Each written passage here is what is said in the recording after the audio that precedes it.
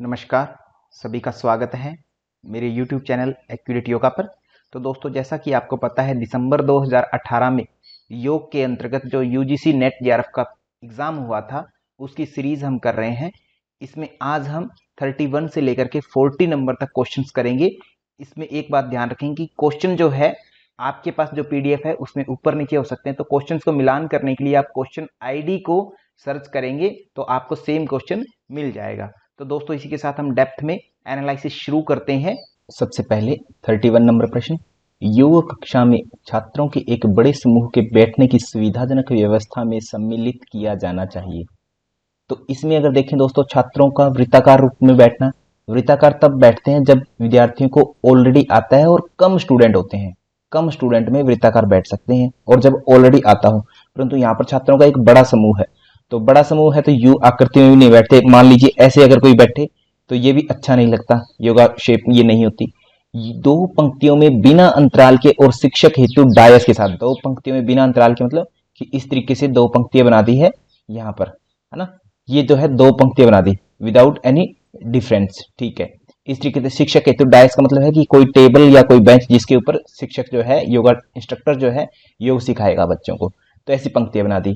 या फिर तीसरा ऑप्शन जो है, दो पंक्तियों में बिना अंतराल के और शिक्षक हेतु डायस के बिना। अगर शिक्षक के लिए डायस नहीं होगा तो ऑब्वियस सी बात है विद्यार्थियों को शिक्षक दिख नहीं पाएगा, तो शिक्षक के लिए डायस होना जरूरी है। बिना अंतराल दोनों पंक्तियों में शामिल है, तो इसका मतलब जो आंसर है हमारा ऑप्शन नंबर 2 होना चाहिए।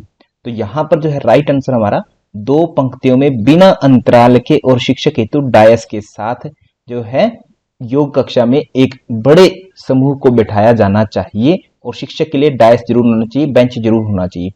नेक्स्ट है 32 नंबर प्रश्न, किस उपनिषद में कहा गया है कि वेदांतिक ज्ञान तथा शुद्ध अंतःकरण वाले पुरुष अंत में मुक्त हो जाते हैं। तो ये बात दोस्तों केवल और केवल मुंडक उपनिषद में अपने को देखने को मिलती है, जो कि तीसरे अध्याय में दूसरे खंड में छठे मंत्र के अंतर्गत अपने को देखने को मिलती है कि वेदांतिक ज्ञान जिनको होगा और जिनका अंतःकरण शुद्ध होगा, वो पुरुष जो है अंत में मुक्त हो जाएंगे, मतलब परम धाम को पा लेंगे। ऐसा मुंडक उपनिषद में अपने को देखने को मिलता है, ये ध्यान रखेंगे दोस्तों। उसका ऑप्शन नंबर 4 आंसर हो जाएगा। यहाँ विद्यार्थी ने 3 आंसर टिक किया हुआ है, तो ये राइट नहीं होगा। तो यहाँ पर जो भी आपको समझ में आए 4 नंबर, तो 4 नंबर की आईडी क्या है, ये है ऑप्शन नंबर जो है 4, जो है जिसकी आईडी लास्ट में 6213 है, ये वाला प्रश्न का उत्तर आपका राइट हो जाएगा। एंटीजन एक ऐसा रासायनिक पदार्थ है जिसके कारण उत्पादन होता है। तो एंटीजन, एंटीजन क्या है दोस्तों? एंटीजन वो चीज है, इसको अगर हम ब्रेक डाउन करके देखें, मैंने विद्यार्थियों को क्लास में बताया हुआ है, एंटी और जन मतलब जो एंटी का जनरेट करे। एंटी क्या है? ये एंटीबॉडी, एंटीबॉडी। जेन मतलब जनरेटर, जनरेट करे जो, है ना। तो एंटीजन क्या हुआ? एंटीबॉडी को जनरेट करने वाला। तो यहां से अब आपको प्रश्न को देखते ही समझ में आ जाएगा हमेशा ही, एंटीजन क्या है?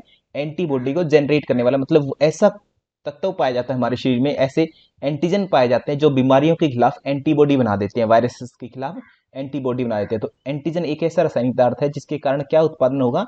एंटीबॉडी का उत्पादन होगा। तो एंटीबॉडी अपना आंसर आ जाएगा। इसका ऑप्शन नंबर 1 जो है इसका राइट आंसर हो जाएगा। क्वेश्चन नंबर 34 कर रहे हैं, गाउटी अर्थराइटिस का कारण क्या है? मतलब गाउटी अर्थराइटिस जिसको हम बोलते हैं, गठिया बोलते हैं, उसका मेन रीजन क्या है? Rheumatic factor? नहीं, ये नहीं है, इसमें रूमेटाइड अर्थराइटिस होगा। ब्लड यूरिया का बढ़ना? ये भी नहीं है। सीरम क्रिएटिनिन बढ़ना?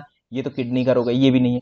यूरिक एसिड जो होता है, रियल में अगर देखें, यूरिक एसिड जो होता है अपना, वो जो है क्रिस्टल फॉर्म में जमा होने लगता है, क्रिस्टल फॉर्म में, क्रिस्टल फॉर्म में जमा होने लगता है, और ज्वाइंट्स के अंदर मेनली जमा होता है। जोड़ों में जो है दर्द होता है, उनके आसपास जमा होने लगता है, तो वो गांठी सी बन जाती है।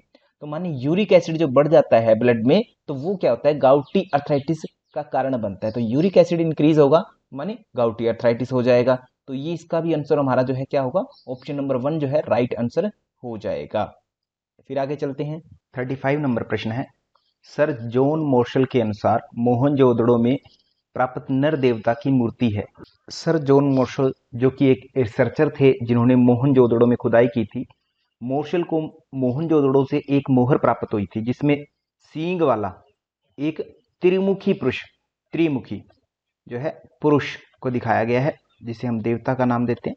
त्रिमुखी पुरुष जो है एक सिंहासन पर बैठा है और योग मुद्रा में बैठा है, योग मुद्रा धारण किए बैठा है।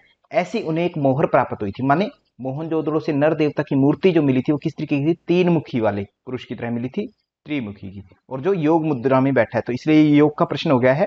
तो अपना उत्तर इसका क्या होगा, ऑप्शन नंबर 4 जो है इसका राइट आंसर हो जाएगा। 36 नंबर प्रश्न, स्वात्माराम के अनुसार हठ क्रियाओं में श्रेष्ठ क्रिया कौन सी है? तो स्वात्माराम जी के अनुसार श्रेष्ठ क्रिया जो है केवल और केवल नोली क्रिया जो है स्वामी जी ने सबसे श्रेष्ठ बताई है। नेति, बस्ती और त्राटक, इसके बारे में अगर चर्चा करें तो नेति में सर स्पेशली क्या होता है, नाक से होती है, नासिका से हम सूत्र को अंदर लेकर के जाते हैं, मुख मार्ग से निकाल देते हैं। इसकी लंबाई कितनी होती है हठ प्रदीपिका के अनुसार, एक वित्त। एक वित्त का मतलब है 9 इंच अथवा 12 अंगुल, ये बताया गया है, ये भी ध्यान रखेंगे। एक वित्त का मतलब, या एक बलिशत भी बोलते हैं नीति के लिए। बस्ती की बात करें तो सर बस्ती जो है गुदा मार्ग से करने वाली क्रिया है, जो कि वात पित्त कफ तीनों को बैलेंस करती है। एकमात्र ऐसी षट क्रिया है जो वात पित्त कफ तीनों को बैलेंस करती है। और त्राटक को सर गुप्त रखने योग्य बताया गया है, गुप्त रखने योग्य बताया गया है। तो इस प्रकार से आपका इस प्रश्न का उत्तर जो है क्या होगा, नोली होगा, जिसे सबसे श्रेष्ठ क्रिया का दर्जा प्राप्त है स्वामी स्वात्माराम जी के अनुसार। 37 नंबर प्रश्न अगर देखते हैं, ध्यानम निर्विषयम मनः, कि ध्यान क्या है, कहते मन का विषयों से रहित हो जाना ही ध्यान है। यह कहाँ से लिया गया है? अगर आप देखे होंगे कि सांख्य सूत्र, तो सांख्य सूत्र का यह एक सूत्र है जहां कहा गया ध्यानम निर्विषयम मनः। 38 नंबर प्रश्न, अंतःस्रावी ग्रंथियों से होने वाले स्त्रावों को क्या कहा जाता है? तो अंतःस्रावी ग्रंथियों को क्या कहते हैं? एंडोक्राइन कहते हैं दोस्तों, एंडोक्राइन ग्लैंड्स बोलते हैं।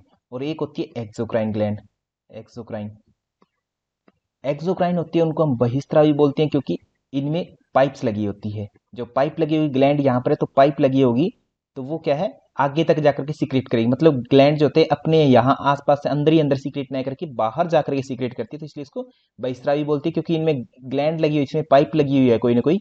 और पाइप को हम एनाटॉमी की भाषा में क्या बोलते हैं, डक्ट बोलते हैं। तो इसको क्या बोलते हैं, डक्ट्स ग्लैंड बोल देते हैं। एंडोक्राइन जो होती है ग्लैंड जहां पर है वहीं की वहीं सीक्रेशन कर देगी आसपास में ही, तो वो जो है उसमें पाइप नहीं लगी होती, तो इसलिए इसको हम क्या बोलते हैं, डक्ट लेस ग्लैंड बोल देते हैं, डक्ट लेस ग्लैंड बोलते हैं एंडोक्राइन को। और ये क्या सीक्रेट करती है, हॉर्मोन्स। और एक्सोक्राइन क्या सीक्रेट करती है, एंजाइम्स, एंजाइम सीक्रेट करती है। और साथ में कुछ स्पेशल जूसेस सीक्रेट भी करती है, ये चीज सीक्रेट करती है। तो एंडोक्राइन ग्लैंड क्या करती है, हार्मोन्स को सीक्रेट करेगी। तो ये ध्यान रखें, हार्मोन्स को सीक्रेट करेगी। तो आपका आंसर क्या होगा यहाँ पर, 1 नंबर आंसर आपका राइट हो जाएगा। 39 नंबर प्रश्न है, हठ प्रदीपिका के अनुसार गुल्म रोग में कौन सा आसन लाभकारी है? यहां पर अगर देखा जाए दोस्तों, तो यहां पर आपको 4 आसन दिए गए हैं, जिनमें से आपको हठ प्रदीपिका अगर आपने अच्छे से पढ़ी है तो वहां पर इनमें से 3 आसनों का ही लाभ देखने को मिलता है। धनुरासन का वहां कोई लाभ नहीं बताया गया, तो ये 2 नंबर जो है ये तो हमारा ऑप्शन नहीं होगा। तो बाकी बचे हैं 3, इनमें से देखते हैं। तो मैंने बताया है आपको हठ प्रदीपिका जब की है, तो मेरी सारी की सारी हठ प्रदीपिका यूट्यूब पर भी अवेलेबल है निःशुल्क, तो वहां से भी पढ़ सकते हैं आप। तो यहाँ पर अगर देखें पश्चिमोत्तानासन, तो पश्चिम को तानना, पश्चिम माने पिछला भाग, अपनी रीढ़ की हड्डी को तानना जो है पश्चिमोत्तान कहलाता है। तो यहाँ पर इसके क्या क्या लाभ हैं हठ प्रदीपिका के अनुसार? एक तो उदर पतला होना बताया गया है, उदर पतला होना, और आरोग्यवर्धन, आरोग्यकारी बताया गया है, रोग नहीं आता। और सुषुम्ना में प्राण जो है चलने लगते हैं, मतलब सुषुम्ना में प्राण जो है प्रवाह होने लगते हैं, सुषुम्ना में प्राणों का प्रवाह होने लगता है। और जो है जठराग्नि तीव्र हो जाती है, जठराग्नि तीव्र हो जाती है। ये लाभ बताए गए पश्चिमोत्ताना के। तो ये कहां पर है, पहले अध्याय में अगर आप देखेंगे 31 नंबर श्लोक जो है वहां पर डिस्कस किया गया है। मयूरासन की बात करें तो मयूरासन के बारे में कहा गया है कि ये भी जो है रोगों का नाश करता है, रोगनाश, और गुलम रोगों का नाश करता है, और जठराग्नि पैदा करता है, जठराग्नि पैदा करता है। और इसके लिए कहा जाता है कि ये कालकूट नामक विष का भी पाचन कर जाता है, कालकूट नामक विष का भी पाचन कर जाता है। तो यहां से दोस्तों आपसे प्रश्न बन सकता है कि कालकूट नामक विष का पाचन कौन सा आसन करता है, या गुलम रोगों का नाश कौन कर रहा है? तो मयूरासन जो है ये कर रहा है, और यही आपसे प्रश्न पूछा गया है। तो इसके अनुसार आपका आंसर जो है क्या है, ऑप्शन नंबर 3 जो है आपका राइट आंसर हो जाएगा। इसके अलावा और देखें इसके लाभ, तो कहा गया कि कुपथ्य, कालकूट विष का पाचन करना क्या है कि कुपथ्य, कितना भी भारी अपथ्य भोजन आपने किया हो, गलत भोजन किया हो, तो वह भी क्या है आपका पथ्य बन जाएगा, मतलब वह भी पचा लेगा, इतनी जठराग्नि प्रदीप्त हो जाती है मयूरासन के अभ्यासी को। फिर मत्स्येंद्र आसन की बात करें तो वेरी इंपॉर्टेंट है दोस्तों, जठराग्नि कॉमन रहेगी सभी में, जठराग्नि और आरोग्यता सभी में कॉमन है ना। और इसमें एक कहा गया है मत्स्येंद्र आसन के लिए कि यह जो है अस्त्रों के समान, अस्त्र शस्त्र होते हैं, अस्त्रों के समान रोगों का नाश करता है, अस्त्रों के समान रोगों का नाश करता है। तो ये इंपॉर्टेंट लाइन है दोस्तों, प्रश्न पूछा जा सकता है एग्जाम में आपसे कि कौन सा आसन है जो अस्त्रों के समान रोगों का नाश करता है। ये हो गया।